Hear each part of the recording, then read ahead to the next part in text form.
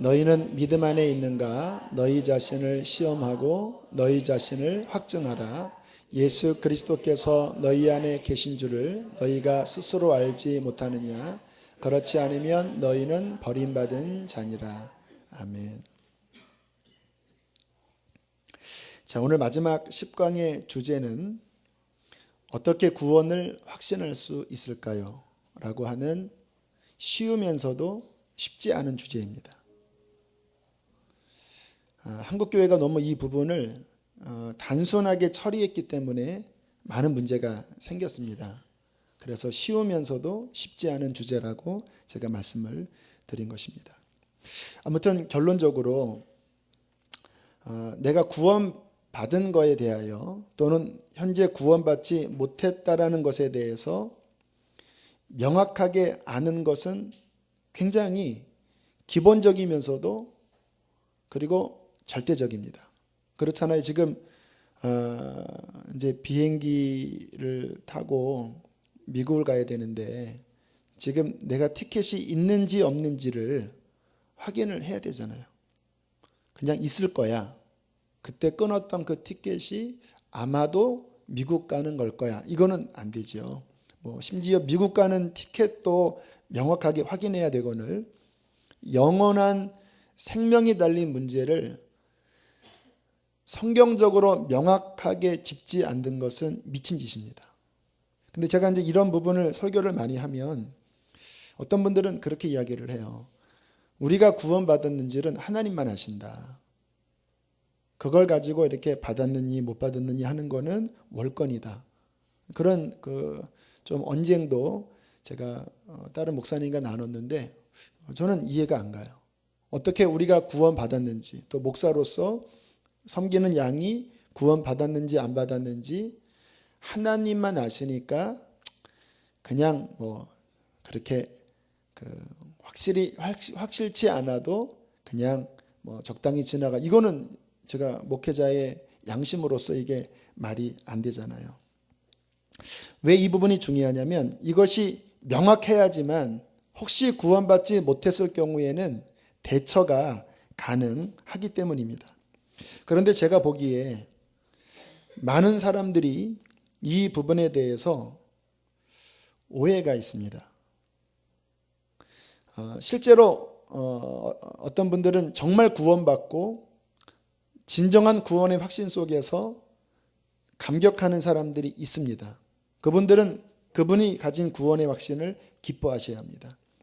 그런데 많은 경우 진짜로 구원받지 못했는데 나는 구원받았다고 착각하면서 그리고 안심하면서 잠들어 있는 분들은 흔들어 깨워야 돼요. 이런 분들에게는 자신이 구원받지 못한 것에 대한 확신을 심겨드려야 합니다. 지금 제가 드리는 말씀을 영적으로 이해하면 여러분들이 맞다라고 대답하실 거예요. 구원받지 못한 사람에게 너는 구원받았어 라고 하는 것과 구원받지 못한 사람에게 당신 구원받지 못했습니다. 둘 중에 듣기에는 전자가 좋지만 그 사람의 생명을 위해서라면 후자의 말을 분명히 해줘야 하는 것입니다. 의사가 환자를 진찰할 때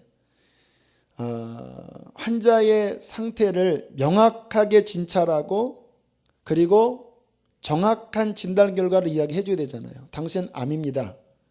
그 말 듣고 기분 나쁠 수 있어요. 절망에 빠질 수 있습니다.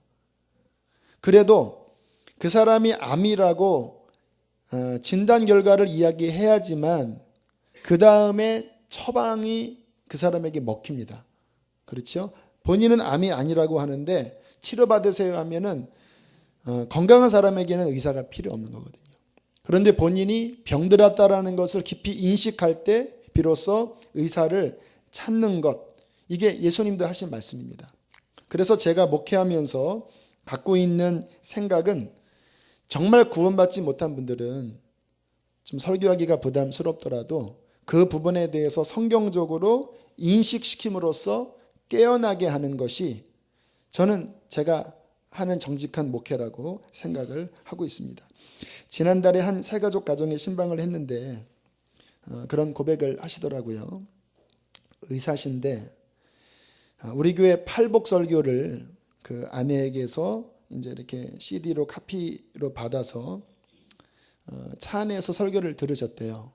근데 그 팔복 설교가 실은 제가 구원받지 못한 사람은 구원받지 못한 것에 대해서 드러내려고 하는 목적이 있었거든요. 그런데 신방했을 때 그렇게 이야기를 해 주시더라고요. 그 팔복 설교를 한 3강인가 4강을 듣고 내가 구원받지 못한 것을 비로소 확신했다고 이야기를 하더라고요.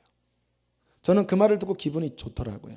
감사하더라고요. 왜냐하면 그래야지 이제 마음속에 갈망이 일어나잖아요. 그럼 내가 어떻게 해야 될까?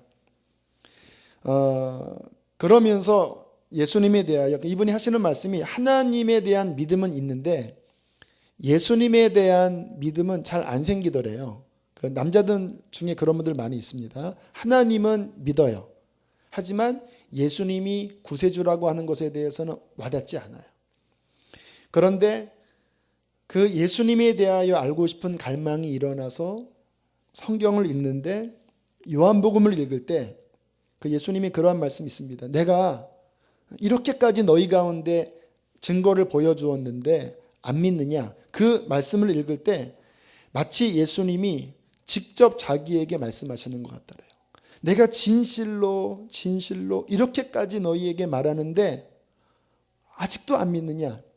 그러면서 그 전날인가 영적인 깊은 도전을 받고 그리고 그 다음 날인가 그 다음 날이 주일이었는데 그때 설교 중에 어떤 한 예화를 듣고 이분이 성령의 어떤 감동을 받으면서 예배할 때 눈물이 쏟아지고 그 심령 안에 변화가 일어났다고 그날 주일 저녁에 신방했을 때 그렇게 이야기를 하시더라고요. 본인의 상태를 정확하게 이해하니까 하나님에 대한 목마름이 일어난 거거든요. 저는 우리 교회가 정말 본인의 구원을 명확하게 깨닫고 진정으로 구원받는 사람이 많이 일어나는 교회가 되기를 원합니다. 그래서 천국 갔을 때 많은 분들이 와서 목사님 때문에 구원받았습니다 하며 어깨를 딱 힘주면서 주님이 하셨습니다 이렇게 그렇게 하고 싶어요. 어깨 힘주면 안 되지만 또 여러분들 앞으로 이 부분을 더 명확하게 숙지해서 그렇게 한 영혼 구원하고 또 한 영혼 구원했을 때 천국 가서 내가 잠들어 있었는데 당신이 나를 구원했습니다 했을 때 여러분도 주님이 하셨습니다 이렇게 그 고백을 할 수 있다면 얼마나 축복된 일이겠습니까? 자, 그래서 이 구원의 확신에 대한 이해 부분이 굉장히 중요합니다. 자, 이 구원의 확신에 대한 명제가 하나 있습니다. 그것은 뭐냐면 한번 따라해 보겠습니다. 진짜 구원받은 사람은 자신이 구원받은 것을 안다. 이게 구원의 확신의 성경적 명제입니다. 억지로 구원의 확신 시켜주면 안 돼요. 제가 아들을 물론 아내가 낳았지만 아들이 우리 집안에 있는데 그 아들이 이렇게 커나가면서 제가 막 아들아 나는 너의 아버지라는 것을 확신하기를 바란다. 너는 내 아들이라는 것을 믿기를 바란다. 그렇지 않아도 이 아이가 태어나고 한 집에서 살면 그냥 아빠라는 것을 알아요. 그러니까 정말 구원받으면요, 실은 구원의 확신을 이야기할 필요가 거의 없습니다. 물론 영적 초기에는 그런 경험은 있지만 말씀이 없기 때문에 잡아줘야 될 필요는 있지만 그러나 구원받은 사람들은 본인이 알아요. 누군가 저에게 그런 목사님은 구원의 확신이 있습니까? 라고 물어보면 저는 저는 오늘 죽어도 천국 갈 확신이 있습니다. 저는 그것이 너무나 기쁘고 저는 희망찬 영생에 대한 소망이 있습니다. 저는 그렇게 이야기를 할 수 있을 거예요. 자, 그러면 어떻게 우리가 구원받았다라는 것을 알 수 있을까요? 성경은 그것을 이렇게 말씀하십니다. 우리 성경 좀 찾아보겠습니다. 여기 고린도후서는 껴놓으시고요. 성경 몇 구절 찾아봅니다. 로마서 8장 16절 말씀을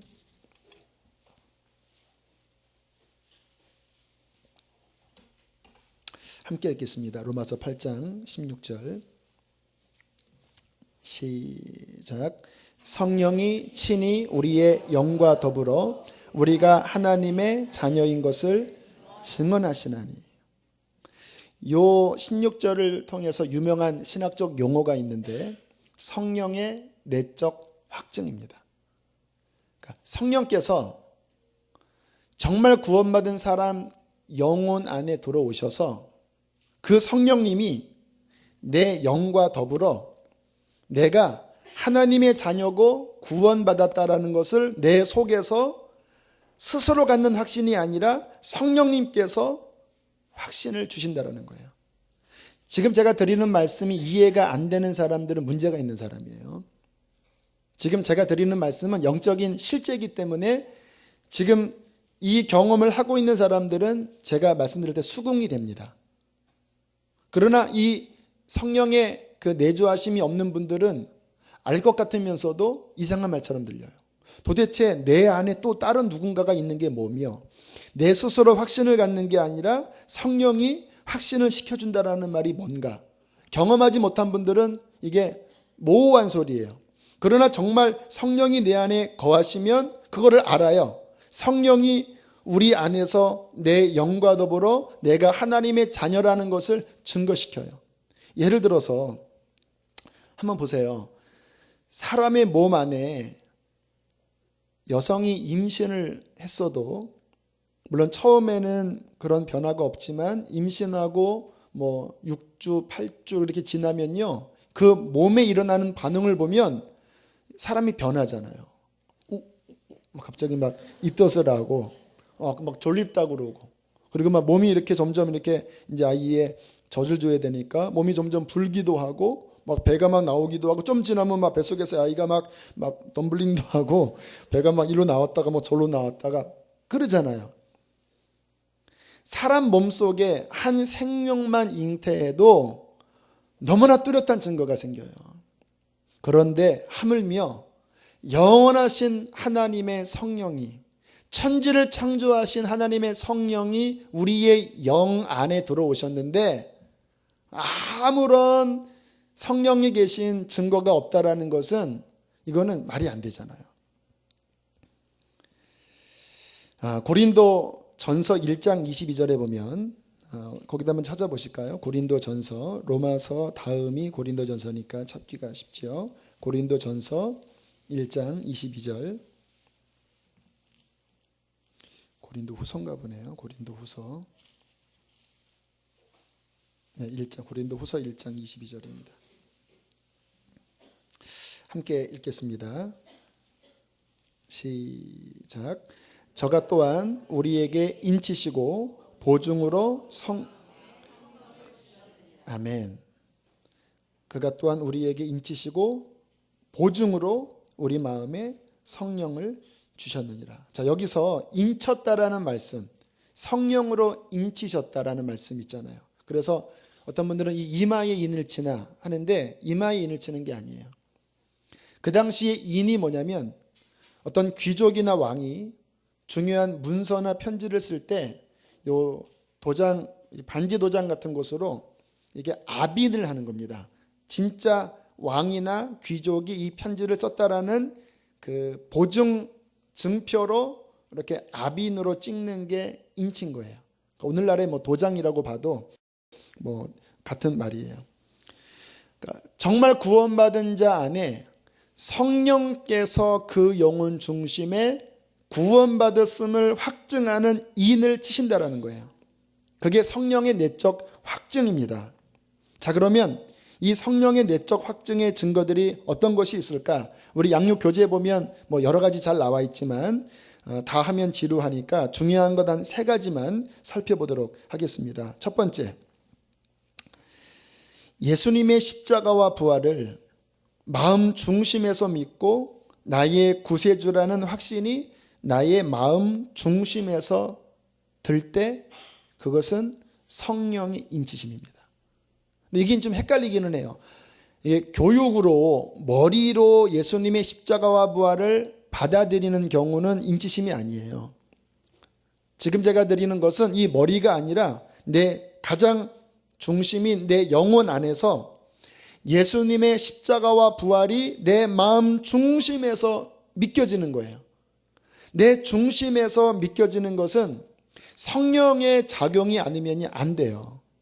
여러분, 그 어떤 남자와 여자가 서로 사랑하는 것들 봐도 어떤 경우를 보면, 야, 저 커플이 이게 안 어울린다. 저게 이렇게 사랑할까 하는데도 막 눈에 콩깍지가 씌어갖고 막 그냥 정신없이 너 아니면 못 산다고 하는 그것도 인간의 힘으로는 어떻게 안 돼요. 이해가 되시죠? 여러분 다 결혼하시기 때문에 다 이해가 되시죠? 사람의 마음 중심은요, 어떻게 보면 자기 의지로 안 되는 게 더 많습니다. 사랑하는 것도 내 마음대로 잘 안 돼요. 하물며 눈에 보이지 아니하는 그 예수님, 그것도 2000년 전에 계셨던 분, 그것도 저 유대 이스라엘 저 구석에서 33년간 생존하셨다가 그렇게 로마의 가장 극악한 형벌인 십자가에 죽으시고 부활하신 그분이 내 구세주라고 중심에서 믿겨지는 것은 정상일까요? 기적일까요? 정상이 아니라 기적입니다. 그게 마음 중심에서는 믿을 수 없는 일이에요. 또 죽었다가 사람이 어떻게 살아나요? 그것도 나의 죄 때문에 죽으셨대요. 그것도 그분이 하나님의 아들이라는 거예요. 그분을 이제 믿으면 부모, 형제, 친척까지 다 부인하고 그분을 사랑하면서 생명 다해 쫓으라는 거예요. 그런데 2000년 역사가 흘러오면서 기가 막히게 수많은 사람들이, 예수를 한 번도 보지도 못한 사람들이 그를 믿고 그 삶이 변화되고 그 인생을 하나님 앞에 드리게 되는 것은 누구의 작용이냐면 바로 성령께서 그 안에 참된 믿음을 주셔서 영적인 확증을 그 영혼 안에 주셨기 때문에 믿어진 거예요. 지금 여러분의 중심 안에 그 믿음이 있다면 여러분 기뻐하십시오. 여러분은 하나님이 여러분에게 인치신 자입니다. 감리교의 창시자 요한 웨슬리가 한동안 구원의 확신이 없어서 괴로워했을 때 스판겐버그라고 하는 모라비안 교도 지도자에게 질문했습니다. 어떻게 구원의 확신을 가질 수 있겠습니까? 그때 스판겐베르그가 그에게 했던 말이 하나님의 영이 당신 안에서 구원받은 것을 증거하느냐. 그러니까 요한 웨슬리가 순간 당황해서 대답을 못했다고 그래요. 그 당시 요한 웨슬리는 목사요 선교사였습니다. 그리고 나중에 그가 한참 자기가 구원받지 못한 것을 알고 신음하고 괴로워하다가 어떠한 그 거리, 올더스게이트라고 하는 거리를 지나가다가 설교를 우연히 들었다고 합니다. 근데 그 설교를 들었을 때 그 일기에 이렇게 기록되어 있어요. 나는 구원을 받기 위하여 오로지 그리스도만을 믿는다고 느꼈다. 지금 이 말이 목사가 할 말입니까? 이 웨슬리가 이 말의 의미를 모르는 게 아니에요. 머리로 다 알아요. 근데 여기서 인치심이 없는 거예요. 그러니까 양심이 있는 사람으로 내 중심에서 예수 십자가를 믿는다라고 대답을 못한 거예요. 그런데 어느 날 갑자기 길거리 지나가다가 설교를 듣는데 가슴이 뜨거워지면서 나는 구원을 받기 위하여 오로지 그리스도만을 믿는다고 느꼈다. 주께서 내 모든 죄를 씻으시고 나를 죄와 사망의 법에서 구원하셨다라는 확신이 생겼다. 이러면서 웨슬리가 그날 거듭납니다. 그리고 영국 사회를 뒤집어 엎는 부흥의 기수로 쓰임받게 되는 것이죠. 이 부분을 제가 우려하는 것이 뭐냐면 아마 이제 여기 선교단체에서 훈련받으신 분들 그리고 제자 훈련이나 성경 공부를 많이 하는 그 교회에서 훈련받으신 분들에게 제가 권면의 말씀을 드려요. 많은 경우 이 중심 안에 성령의 확증이 없다라는 것은 뭔가 영적으로 문제가 있는 거예요. 죄를 회개치 않았던지 아니면 그가 마음을 다하지 않았던지 할 경우에 성령이 그 영혼 중심에 주시는 믿음이 안 생기거든요. 그리고 말씀만 배우는 거예요. 예수님이 나를 위해 돌아가시고 성역 공부한 거예요. 그런데 하나님이 원하시는 그 마음을 다하는 그 작용이 일어나지 않아서 구원받지 못했어요. 이게 억지로 안 생기잖아요. 그런데 거기다가 어거지로 내가 입으로 고백했으니까 너는 반드시 구원받는다라고 확신을 억지로 씌워주는 것이 이게 성경적이지가 않은 거예요. 요즘 근래에 들어서 이러한 쪽으로 말씀 전하시는 분들이 그러한 부분에 있어서 굉장히 영적으로 질타합니다. 이렇게 이야기해요. 그러면 너랑 나랑 정말 당신의 영혼 안에 이 성령의 확증이 있을 때까지 함께 기도하고 또 말씀을 나누자. 그래서 어떠한 폴 워셔라는 분은 그렇게 이야기를 하더라고요. 어떤 한 형제가 찾아왔는데 구원의 확신이 없는 거예요. 그래서 그날 밤새도록 함께 말씀을 읽고 그리고 기도하고, 왜? 성령이 주셔야 되니까 함께 또 회개하고, 믿음이 안 생긴다, 또 말씀 전하고 또 기도하고 또 회개하고, 그러다가 밤중이 넘어가는 어느 시간에 갑자기 기뻐 뛰면서 가슴속에 이 성령의 확증이 왔다고 기뻐하는 그 장면을 보고 비행기 타고 본국으로 폴 워셔가 돌아왔다라고 하는 그 이야기가 굉장히 강렬한 말이에요. 정말 성령께서 내 마음 속에 다른 어떠한 것이 아닌 예수 그리스도의 십자가와 부활에 대한 성령의 내적 인치심이 있는가? 교회를 다니는데 하나님을 믿는다고 하는데 예수님의 십자가와 부활에 대하여 정말 마음 중심으로 믿고 의지하는 마음이 없는 사람들은요, 구원받지 못할 가능성이 농후해요. 그러니까 정말 구원받은 사람들은 그 마음속에 결론이 십자가고 결론이 예수 그리스도입니다. 왜? 그 십자가로 구원받았고 그 예수가 아니면 아버지께로 갈 길이 없기 때문에 신앙의 시작부터 내용과 끝까지 정말 구원받은 사람들은요, 예수의 피밖에 없네요. 이게 구원받은 사람들의 모습이에요. 자, 두 번째. 자, 그 십자가와 부활에 대한 믿음이 지식인지 중심인지 이게 좀 구별하기가 헷갈릴 수 있거든요. 특히 모태신앙들은 헷갈리더라고. 어릴 때부터 이게 막 거의 막 세뇌하다시피 이렇게 머릿속에 들어가서 이게 머릿속에 들어간 세뇌인지 성령으로 인한 믿음인지가 이게 헷갈려요. 그래서 모태신앙이 신앙생활 하는 게 실은 많이 어려워요. 자, 그러한 경우에 다음 두 가지의 내용으로 성령에 의한 믿음인지를 확인해 볼 수 있습니다. 자, 두 번째 이야기 할게요. 무엇이 구원받는 믿음인지 따라하겠습니다. 삶의 변화가 일어나는가? 아주 중요합니다. 정말 성령으로 인한 믿음이 그 속에 들어오면요, 먼저는 마음이 바뀌기 시작하고요. 거듭났다고 하잖아요. born again입니다. 다시 태어난 거예요. 내 속이 이전 것은 지나가고 새 것이 된 거예요. 새 사람을 입은 거예요. 그 새 사람은 하나님의 형상을 쫓아 지식에까지 새롭게 하심을 입은 새 사람이 이 안에서 태어난 거예요.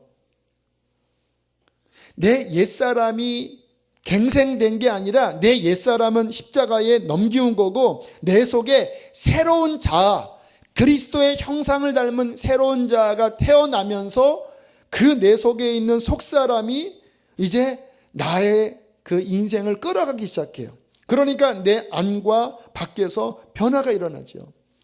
미워하는 사람은 용서 반드시 합니다. 내가 예수를 믿었다고 하는데 용서 못해. 양립할 수 없는 말이에요.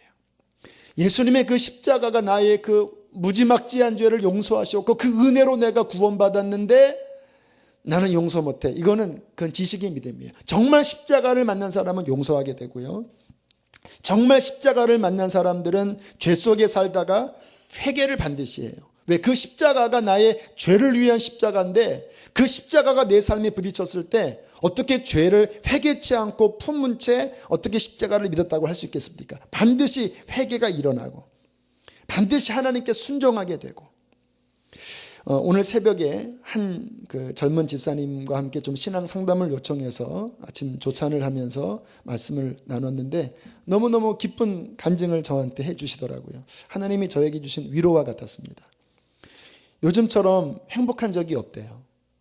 그분은 모태신앙이지만 이제 지금 제자훈련 받으시고 계시는데 요즘처럼 행복한 적이 없고 그 전에는 직장 직원들을 보면 마음에 안 들고 왜 열심히 안 하나 화가 났는데 요즘은 그 직장 직원이 감사하고 막 사랑해 준다고 막 이야기해 주고 싶고 또 본인의 장모님이 본인이 결혼할 때 조금 마음에 상처 주는 말을 했었는데 지난 화요일인가 그 장모님과 함께 2시까지 이야기하면서 그런 이야기를 했대요.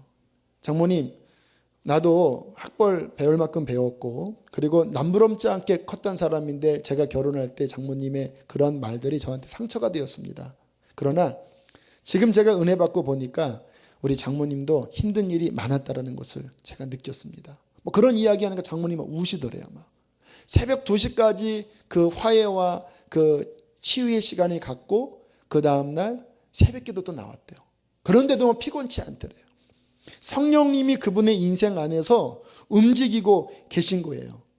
그 삶을 묻고 있던 마음의 완악함과 죄가 그 안에 들어온 성령의 진정한 구원과 역사를 통해서 그의 인생을 변화시켜 나가고 있는 거예요.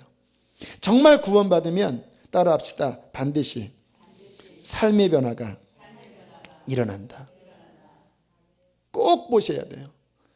로마서 8장 1절 2절 우리 한번 읽겠습니다. 다시 뒤로 넘어가셔서 로마서 8장 1절 2절 한 목소리로 읽습니다.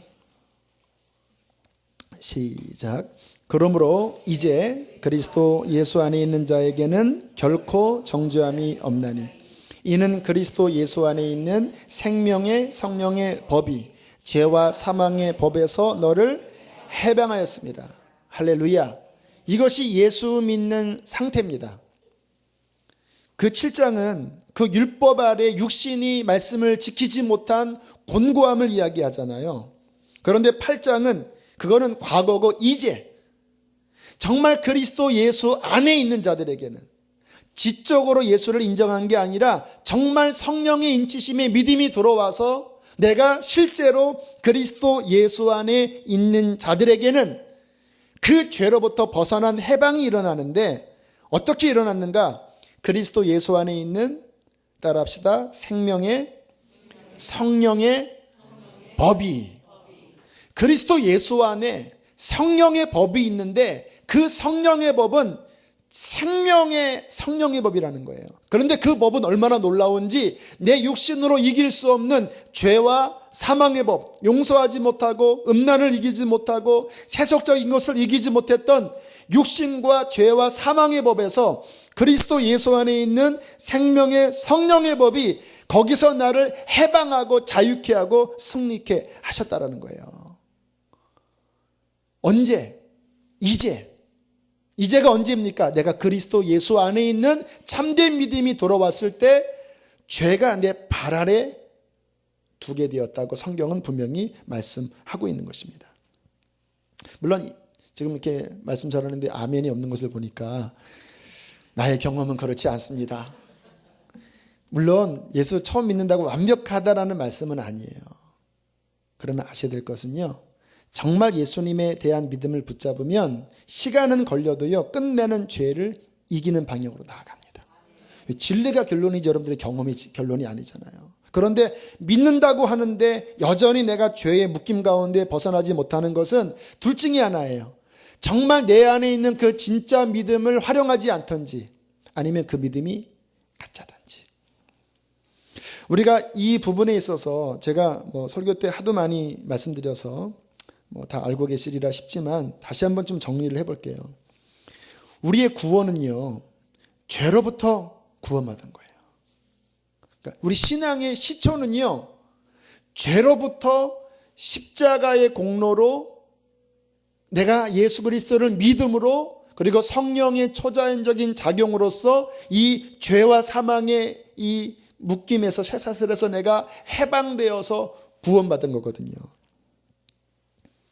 아마 지금 제가 드리는 말씀을 재론의 여지 없이 다 인정하시겠지만 한번 생각해 보세요. 그런데 많은 분들이 신앙생활이라는 게 문제 해결, 소원 성취, 마음의 위안점이 출발이 되어버렸어요.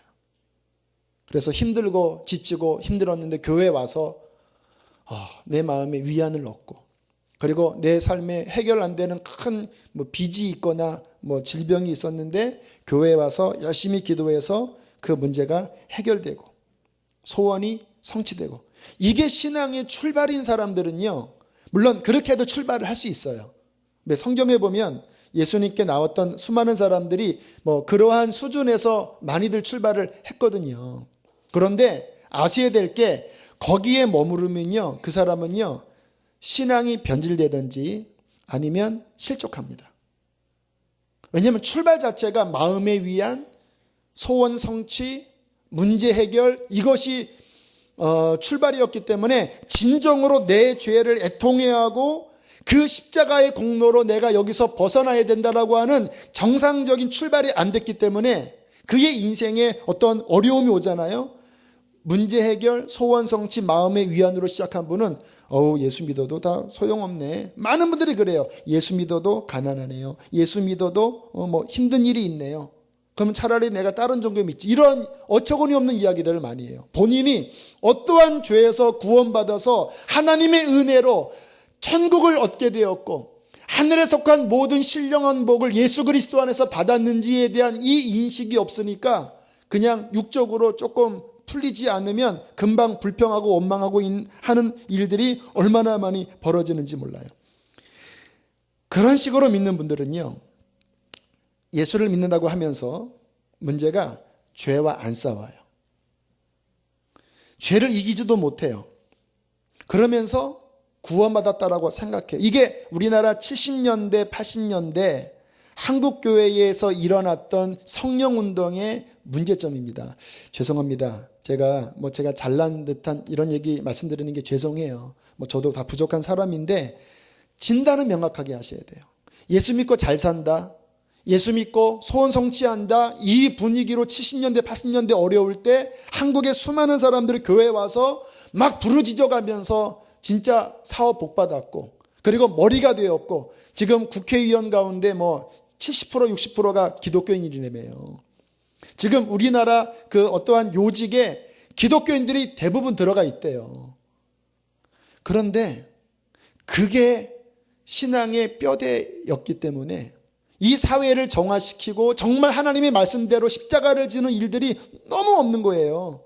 그래서 한국교회가 이 사회에 오히려 지탄을 받는 일이 벌어지는 게 뭐냐면, 정말 정상적인 죄에 대한 회개와 십자가를 믿음으로 진행이 됐다고 하면 그분들은요, 본인이 어떤 위치에 갔어도 죄와 싸우고 우리 김하중 대사처럼 정말 성령의 통로가 되어서 맑은 물은 흘릴 거예요. 자, 로마서 6장 한번 보세요. 로마서 6장. 자, 진정한 믿음이 지금 제가 드리는 이 죄와의 관계에서 어떠한 태도를 갖는지를 성경에서는 뭐라고 말씀하시는지를 보세요. 자, 로마서 6장 좀 몇 군데를 읽겠는데요.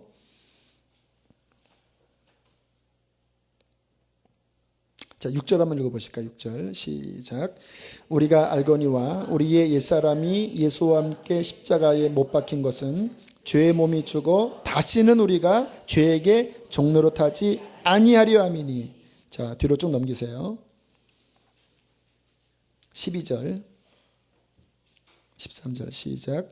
그러므로 너희는 죄가 너희 죽을 몸을 지배하지 못하게 하여 몸의 사욕을 순종하지 말고, 또한 너희 지체를 불의의 무기로 죄에게 내주지 말고, 오직 너희 자신을 죽은 자 가운데서 다시 살아난 자같이 하나님께 드리며 너희 지체를 의의 무기로 하나님께 드리라. 정말 예수 믿었으면 너는 너 자신을 다시 죄에게 종노릇하면서 죄에게 바치지 말고, 죽은 자 가운데서 살아난 것처럼 너희 온 몸을 하나님께 의의 병기로 바쳐라.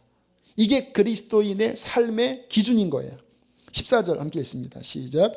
죄가 너희를 주장하지 못하리니 이는 너희가 법 아래 있지 아니하고 너희가 성령의 지배 아래 있기 때문에 너희 자신을 하나님 앞에 드리면 너희는 죄가 너를 지배하지 못하고 의의 병기로 살 수 있다라고 말씀을 하면서, 자, 16절부터 끝절까지 보는데요.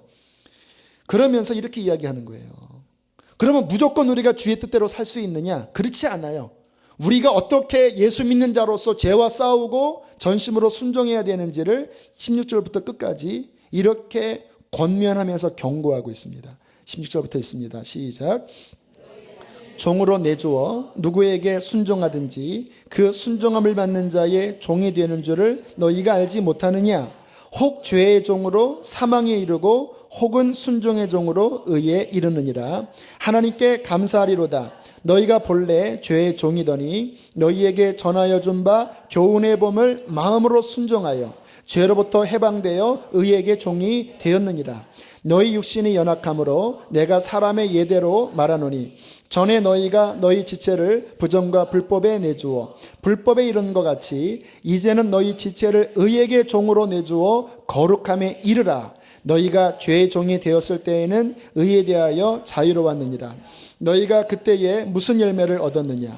이제는 너희가 그 일을 부끄러워하나니 이는 그 마지막이 사망임이니라. 그러나 이제는 너희가 죄로부터 해방되고 하나님께 종이 되어 거룩함에 이르는 열매를 맺었으니 그 마지막은 영생이라. 죄의 싹은 사망이요 하나님의 은사는 그리스도 예수 우리 주 안에 있는 영생이니라. 자, 16절에 뭐라고 말씀하냐면 순종하는 대상의 종이 된다라는 거예요. 죄에게 순종하면 죄의 종이 되고 하나님의 말씀에 순종하면 의의 종이 되는데 죄에게 순종하면 그 싹이 사망이라는 거예요. 그러나 하나님의 의에 순종하면 그 마지막은 영생이라는 거예요.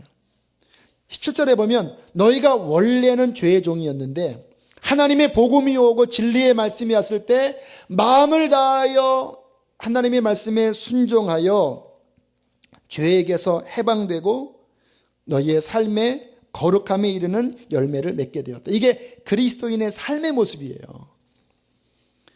당신이 정말 구원받은 믿음인가?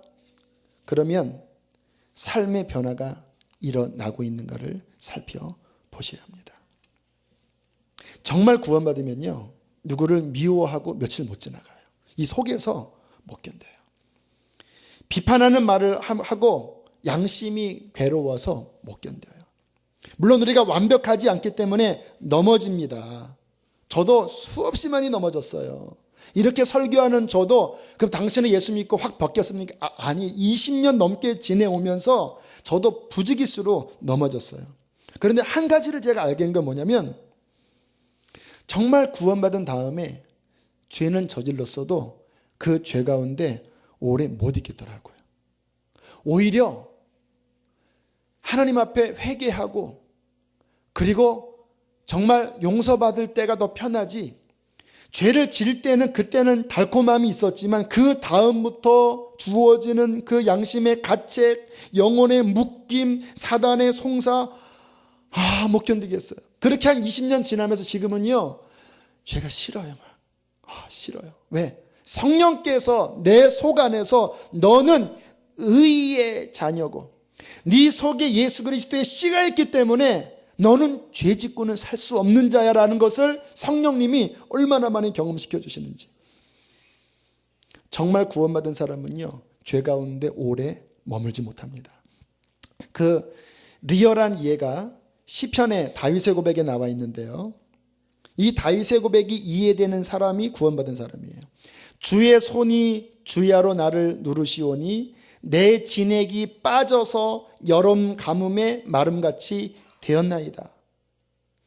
완전 여름에 그냥 너무너무 고통스러운 것처럼 하나님의 손이 막 누르는데 양심의 가책이 주어지는데 여름 가뭄에 말라 비틀어진 논처럼 영혼이 메말라지니까 견딜 수 없는 거예요. 5절에 내가 이르기를 내 허물을 자복하리라 하고 주께 내 죄를 아뢰고 내 죄악을 숨기지 아니하였더니 곧 주께서 내 죄악을 사하셨나이다. 이게 구원받은 사람은요, 이 경험 다 하세요. 여러분들이 죄를 짓고 주님을 떠났을 때 지금 제가 말씀드린 이러한 고통이 있는 분들은 여러분 감사하세요. 하나님이 여러분을 사랑하시고 계속 구원의 길로 이끄시는 축복된 분들이에요.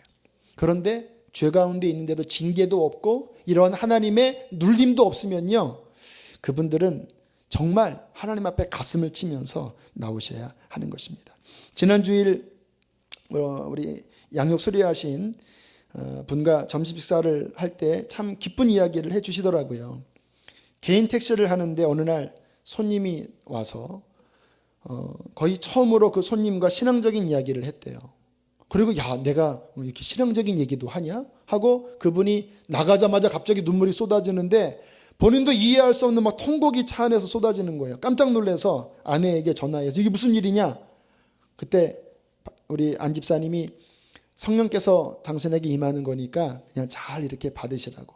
그러니까 너무 막 무서워서 성령님 지금은 안 됩니다. 준비되지 않았습니다. 그랬더니 갑자기 성령님 역사가 확 사라지는 것 같더래요. 그래서 다시 또 빨리 와주세요 했더니 더 이상 안 오셔갖고 그랬었는데 이번 추석 때 그 집안이 이제 제사가 있는 집안인데 이렇게 앉아 있는데 갑자기 마음속에 십계명이 떠오르더래요. 나 외에 다른 신에게 절하지 마라. 그래서 옆에 있는 조카에게 나 절 안 할 거다. 좀 나를 보호해줘라. 그리고 절을 하지 않았는데 많은 사람들이 본인에게 왜 너 절 안 하냐 이런 말을 하지 않았다고 하면서 이렇게 기뻐하시더라고요. 제가 그 이야기를 들었을 때 기쁜 목소리로 그분에게 이렇게 이야기했습니다. 집사님 안에서 성령님이 역사하고 계시는군요. 왜냐하면 그 십계명이 그 자리에서 떠오르는 것은 이게 자연적인 게 아닙니다. 성령이 하시는 일이에요. 내가 누군가에게 하나님의 이야기를 하는 것은 그 속에서 성령의 작용이 일어나는 거예요. 집사님 안에 성령이 역사하고 계시는군요. 그랬더니 이분이 대답하기를 네, 저도 잘 몰랐는데 성령님이 제 안에서 역사하고 계신다라는 것을 알겠습니다. 물론 그분의 삶이 완전히 바뀐 것은 아니에요. 하지만 제가 소망을 갖는 것은 성령께서 그 영혼을 온전히 구원하기 위하여 계속적으로 그 마음 안에서 그 인생을 변화시켜 나가고 있다는 것은 구원의 중요한 열매인 것입니다. 세 번째, 진정한 믿음일 때 일어나는 특징 함께 따라하겠습니다. 예수님과 교제가 계속 열려 있는가?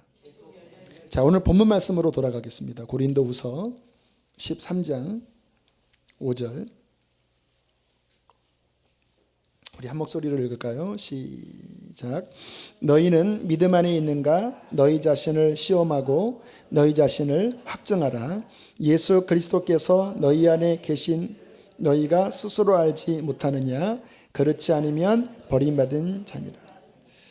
자, 이게 무슨 이야기냐면요. 이 고린도 교회가 문제가 많은 교회였거든요. 성령이 임하셨던 교회인데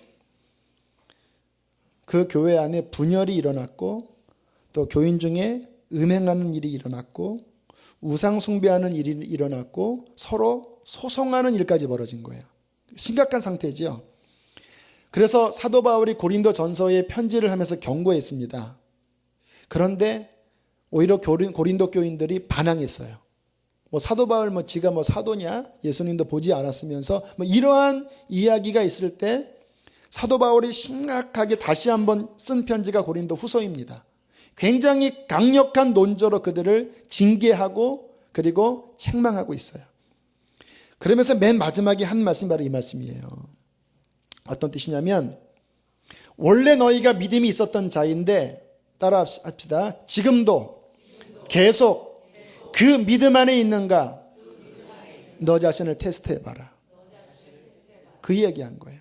분명히 너에게 성령이 임했고 분명히 너희 안에 하나님의 역사가 있었는데 그 믿음이 지금도 여전히 살아있는 믿음으로 너 안에 있는가 스스로 테스트해봐라.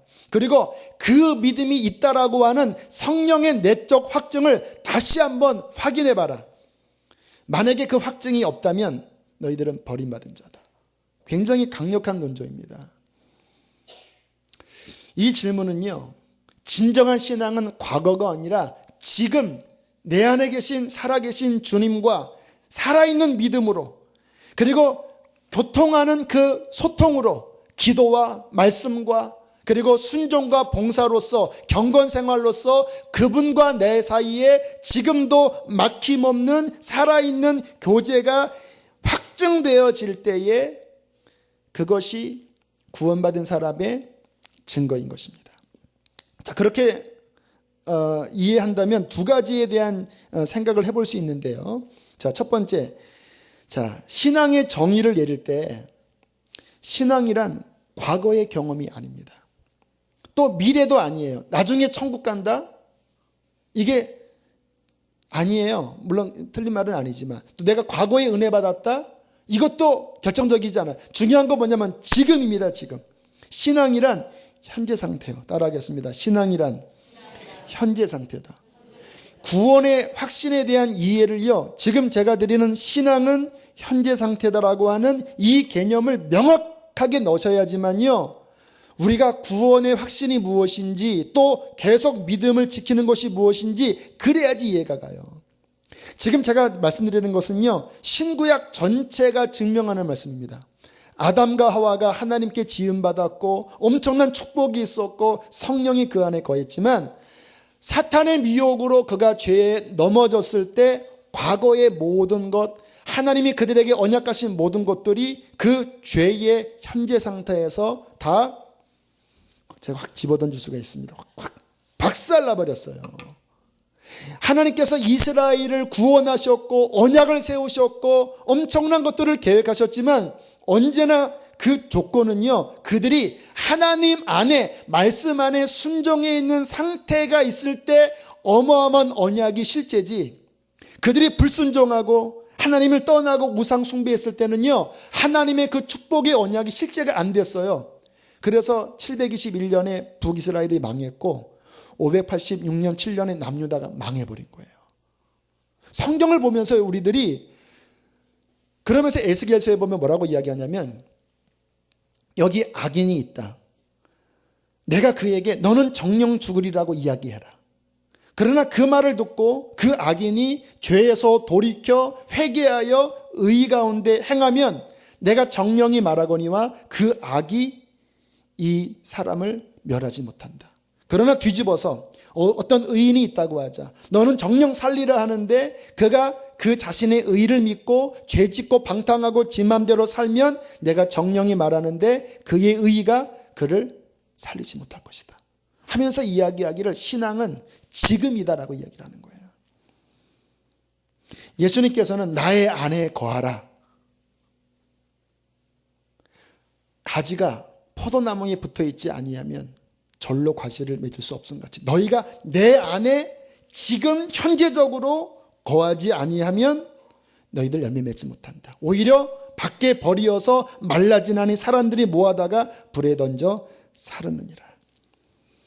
진정한 신앙은요, 계속 어제 내가 믿었던 믿음이 지금도 유효해야 되고요, 어제 주님과의 관계가 오늘도 유효해서 주님 끝날까지 그 주님 안에 거하는 상태에 계속 거하는 것이, 이게 구원 얻는 살아있는 믿음의 중요한 특징이라는 거예요. 오늘 본문이 그것을 이야기하는 거예요. 또 하나 생각해 볼 것은, 그러면 과거에 주님 안에 있었다가 지금 주님 안에 거하지 않으면 구원을 잃어버릴 수도 있나요? 이 부분이 신학적으로는 양립하고 있습니다. 칼빈주의에서는 한 번 구원은 영원한 구원이다. 그러나 신학적으로 감리교 쪽에서는 잃어버릴 수 있다고 이야기하거든요. 하지만 칼빈도 아니고 감리교도 아니고 성경 그대로를 보면 성경은 잃어버릴 수 있다라고 수없이 많이 이야기하고 있어요. 아까 말씀드린 아담과 하와, 이스라엘, 심지어는 신약으로 넘어가서도 대표적인 예가 히브리서에 나와 있는 교회인데요. 이 히브리서가 쓰여진 이유가 뭐냐면, 히브리서의 수신 대상은 그 유대교 크리스찬들입니다. 지금도 이스라엘에 그 메시아닉 주라고 그 예수님 믿는 크리스찬들이 있는데 지금도 핍박 많이 받아요. 근데 그 당시에는 핍박 진짜 많이 받았거든요. 하지만 그들이 예수님을 처음 믿었을 때 성령을 받고 은사를 체험하고 그 많은 어려움 가운데 신앙을 잘 지켜나갔어요. 그런데 그 핍박이 길어지자 하나둘씩 다시 유대교로 돌아가는 사람들이 늘어나기 시작할 때 히브리서 기자가 편지를 씁니다. 그러면서 이처럼 큰 구원을 등한히 여기면, 모세의 율법도 그 율법을 소홀히 여기고 범죄했을 때 천사로 말미암아 보응을 받았는데, 그 율법보다 더 큰 복음이 왔을 때 이 복음을 등한히 여기고 다시 옛날 그 유대교로 돌아가 버린다면 보응을 어떻게 피하겠느냐. 그러면서 히브리서 6장 6절에 이렇게 충격적인 이야기를 해요. 그렇게 돌아간 사람은 다시 새롭게 하여 회개하게 할 수 없나니 이는 그들이 하나님의 아들을 다시 십자가에 못 박아 드러내놓고 욕되게 합니다. 이런 겁니다. 예수 십자가가 내 구원입니다. 핍박이 오니까 나 예수 안 믿을 거예요. 예수 나 부인합니다. 나 차라리 그냥 옛날 유대교에서 소잡고 양잡고 그냥 그 옛날로 돌아갈 거예요. 예수 십자가 저거 뻥입니다. 이렇게 한 사람들을 향하여 말하기를 잘 이해하셔야 합니다. 지금 이 말씀은요, 뭐 예수 믿다가 좀 실족하고 또 뭐 죄로 넘어지고 그거를 이야기하는 게 아니에요. 물론 저나 여러분이나 다 넘어지잖아요. 근데 지금 이 사안은 어떠한 사안이냐면 예수 그리스도의 십자가를 믿었다가 핍박이 오자 이거를 부인해버리는 경우에는 회개할 수 없나니 하나님의 아들을 다시 못 받는 일이 되어버리는 것이다. 지난주일 우리 유기성 목사님 설교를 들어 이 본문을 가지고 설교를 하시더라고요. 굉장히 힘들었다고 말씀하시더라고요. 하지만 감사하게 용기 있게 지금 제가 드리는 이 논조의 말씀을 정직하게 드러내시면서 그러나 사랑을 담고 하나님의 그 아픈 마음을 이야기하실 때 감사했습니다. 맞아요. 잃어버릴 수 있어요.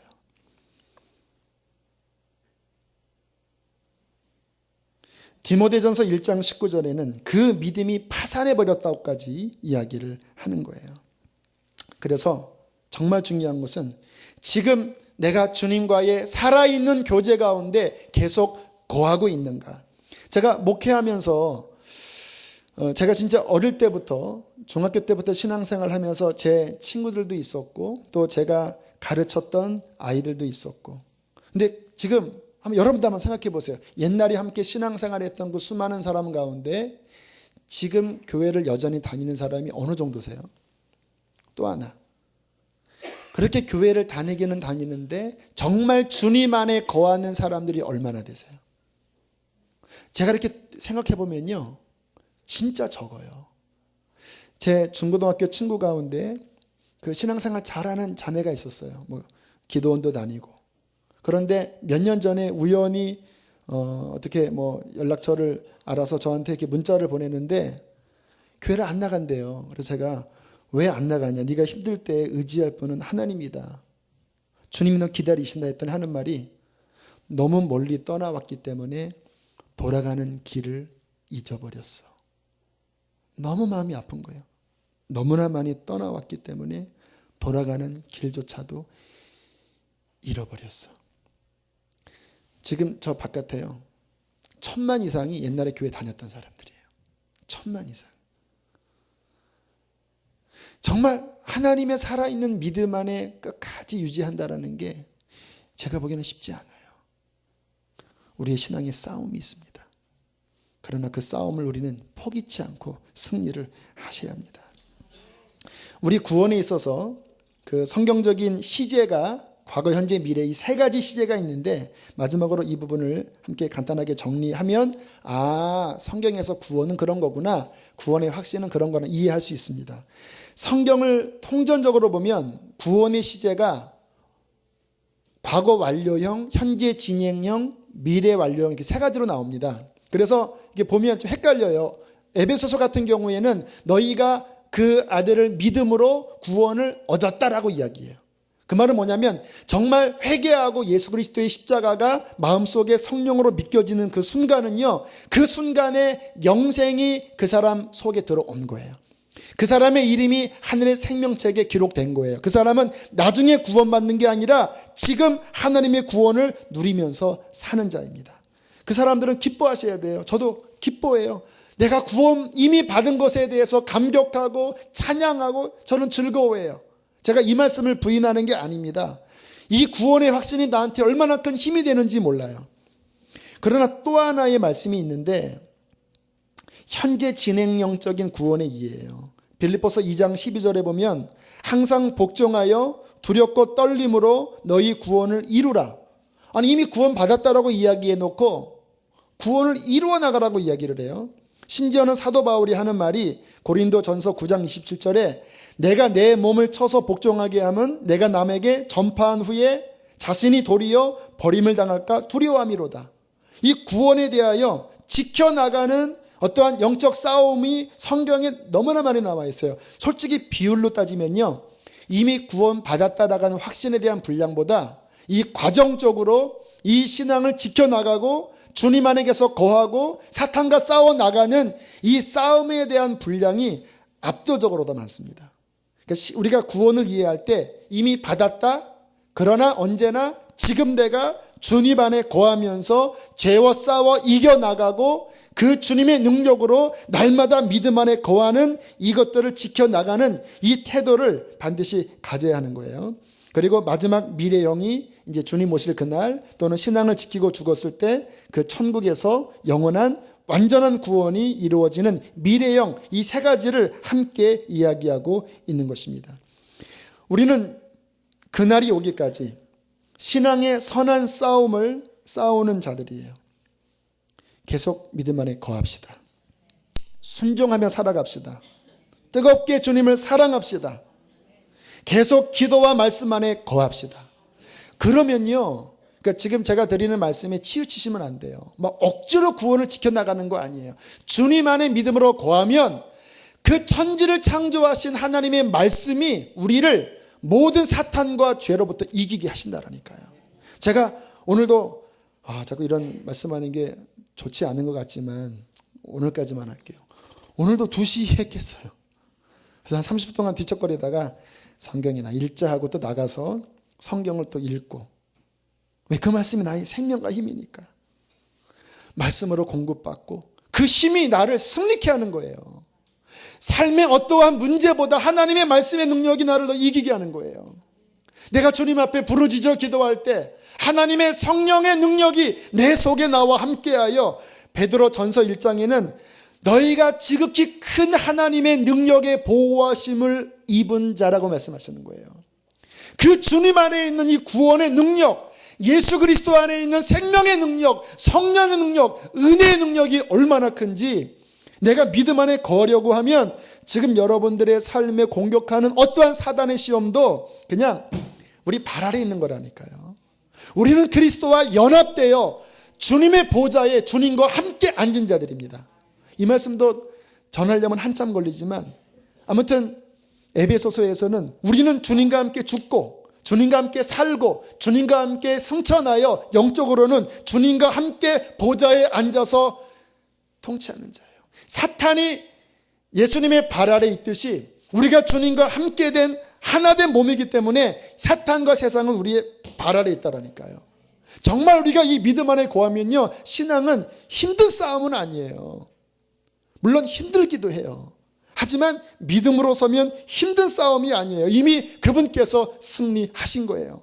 근데 왜 넘어지냐면, 이 믿음을 갖지 않고 세상을 자꾸 바라보고 주님 바라보지 않고 자꾸 사탄의 미혹에 귀를 기울이면서 넘어가니까 어마어마한 하나님의 약속과 축복들이 우리에게 이렇게 있는데도 믿음을 사용하지 않고 내 육신과 강팍한 마음을 따라가면서 그 마귀의 객에 넘어가는 안타까운 일들이 벌어지는 이 어처구니 없는 현장들, 그리스도 안에 있는 이 엄청난 축복의 보고를 놔두고도 그 사탄의 거짓말에 속아서 그리스도로부터 떨어져 나가는 수많은 사람들, 얼마나 안타까운지 몰라요. 끝까지 믿음을 지키시기를 축복합니다. 주님 안에, 이 믿음 안에 우리의 승리의 길이 이미 있습니다. 함께 우리 찬양합시다. 우리 찬양합시다. 세상은 들리고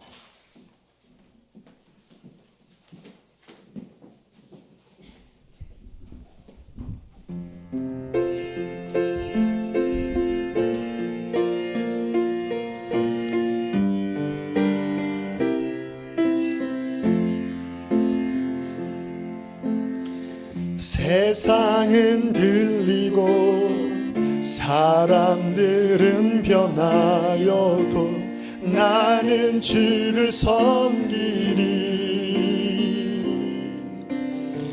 주님의 사랑은 영원히 변하지 않네. 나는 주를 신뢰 우리 오른손을 높이 들고 하나님께 고백합시다. 오직 믿음으로, 오직 믿음으로,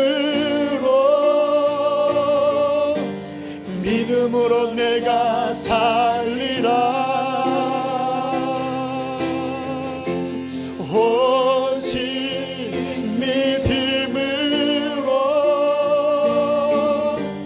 믿음으로 내가 살리라.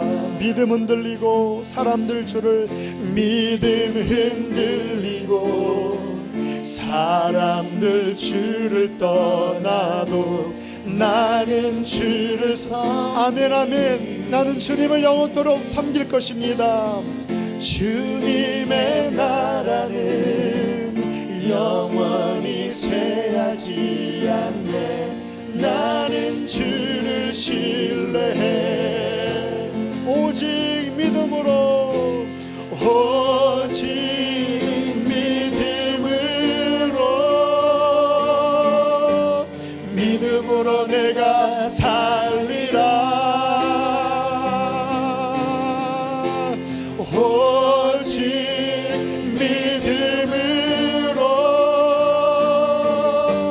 믿음으로 내가, 오직 의인은 믿음으로 말미암아 살리라. 오직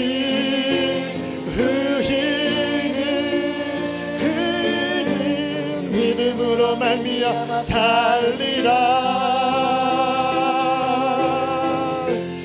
오직 의인은 믿음으로 말미암아. 이 시간 우리 주여 크게 세 번 부르고, 하나님 내가 뒤로 떨어지지 아니하고 아버지 이 구원 얻는 믿음을 붙잡고 참된 구원의 확신을 가지고 세상 끝날까지 주님과 함께 살게 하여 주시옵소서. 우리 주여 세 번 부르고 기도하겠습니다.